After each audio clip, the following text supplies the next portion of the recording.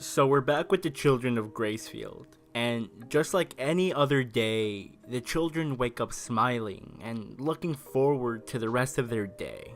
Everybody besides Emma and Norman, who now know the truth of this place they've called home for their entire lives. You see, they're now aware of the fact that they're being raised as livestock for the sake of feeding these demon-like beings, and have to go on about their day like it was any other regular day.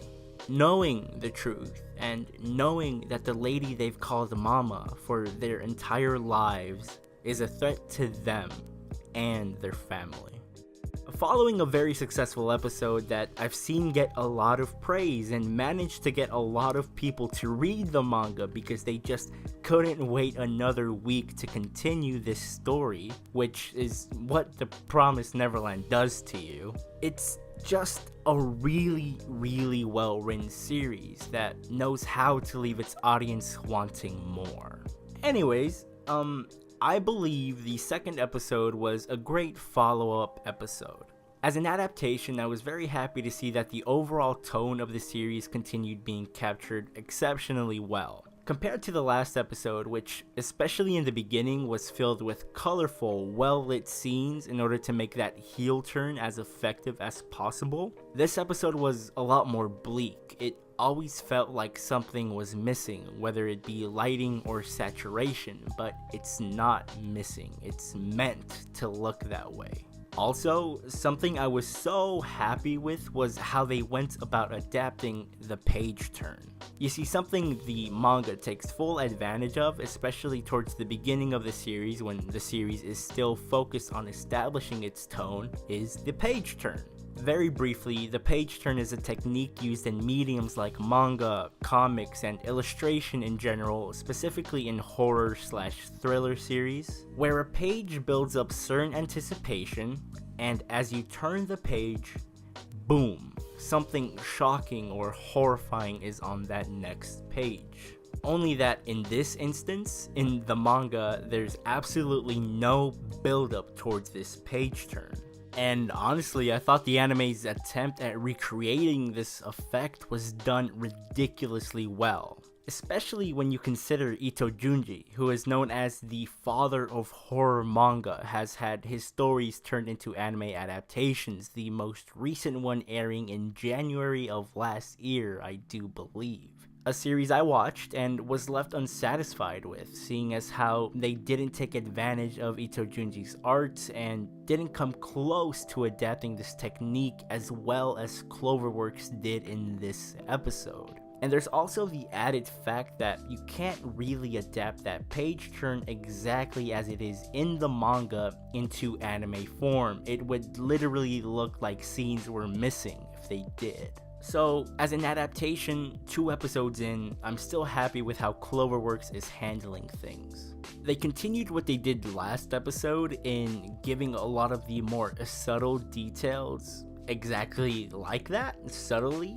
For example, the focus on the lattice windows now that we know that this place is a cage more than it is a home. And the more important details like Mama's watch being a location device, or how the children are chosen for harvest, the order, and their time frame to escape are all brought up by our characters, and conclusions they come to naturally based on what they've seen or heard.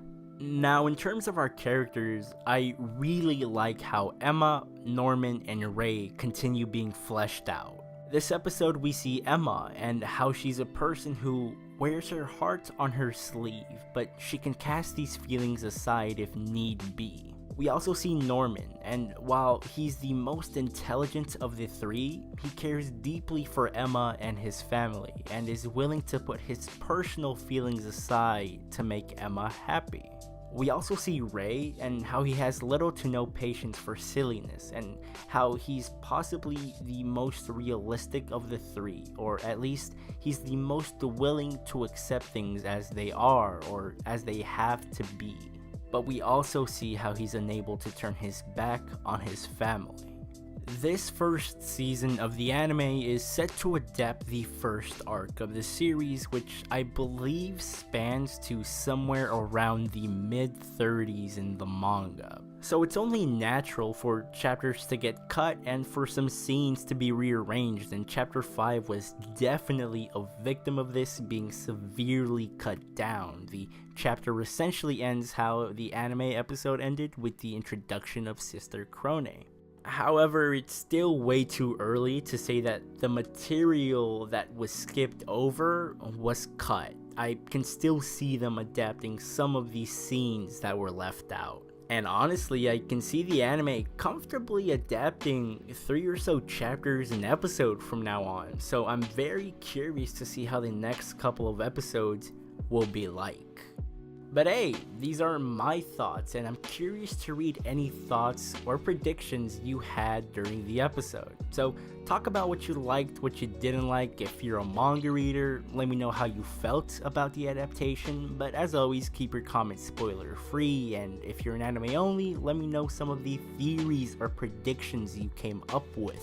What's going to happen with the addition of Sister Krone? Is their plan going to change any?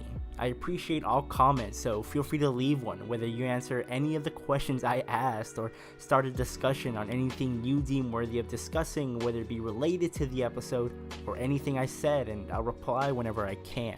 Please like the video if you enjoyed it. Feel free to follow me on Twitter for updates, or if you just want to interact with me. And yo, there's this chance that if you're watching this video, you're not yet subscribed to the channel. So here's what you're gonna do. You're going to create an account if you haven't already, and after that you're going to hit that big red subscribe button as well as the bell.